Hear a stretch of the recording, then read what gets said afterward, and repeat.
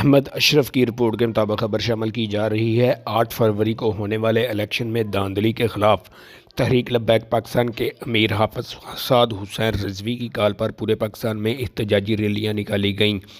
لاہور میں مرکزی ریلی کی قیادت حافظ سعد حسین رضوی نے کی، جس میں بہت بڑی تعداد میں لوگوں نے شرکت کی۔ کراچی میں بھی مولانا قاسم فخری کی قیادت میں ریلی نکالی گئی۔ اس پرامن ریلی میں پولیس نے شیلنگ کی اور ایسو گیس کا استعمال کیا اور ٹی ایل پی کے متعدد کارکنوں کو گرفتار کر لیا۔ پولیس نے پرامن ریلی پر شیلنگ کر کے حالات خراب کرنے کی کوشش کی۔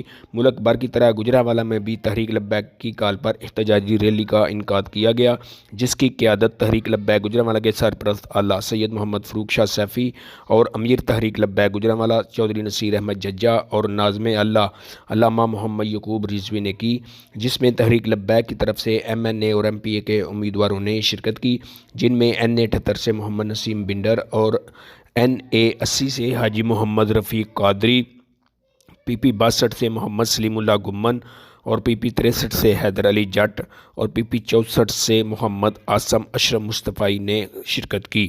اس کے ساتھ ساتھ عوام نے کثیر تعداد میں احتجاجی ریلی میں شرکت کی اور الیکشن کمیشن سے مطالبہ کیا کہ ہمیں ہمارا مینڈیٹ دیا جائے۔ عوام نے تحریک لبیک کو ووٹ دیے ہیں، لیکن ہمارے مینڈیٹ پر ڈاکہ ڈالا جا رہا ہے۔ اس موقع پر قائدین نے میڈیا سے گفتگو بھی کی۔ کیمرہ مین حافظ اشفاق کے ساتھ احمد اشرف، نیوز 4 گجرانوالہ۔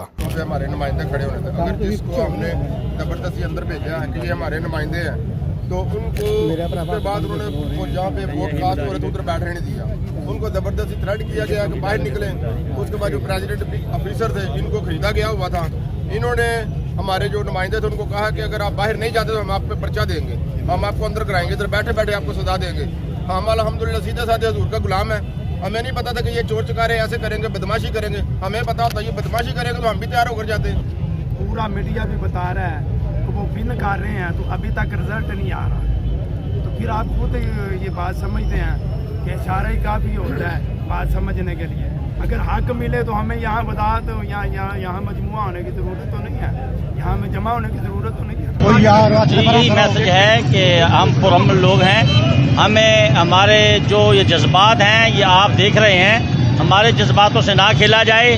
اگر یہ حالات انہوں نے بہتر کرنے کی کوشش نہ کی تو پھر انشاءاللہ عز و جل ہم میدان میں ہیں، اگلا لاہ عمل جیسا مرکز کرے گا انشاءاللہ ہم لبیک کہیں گے۔ پیغام یہ ہے جن ظالموں نے ہمارا مینڈیٹ چوری کیا ہے نا، اللہ ان کو ذلیل کرے، اللہ ان کی گرفت فرمائے، اللہ ان ظالموں کا جو ہے نا ان کی نسلیں اور ان کو مفلوج ہوں۔ ظالموں ایماندار بنو، جنہوں نے ہمیں ووٹ دیا ہے ہمارا حق کیوں کھاتے ہو؟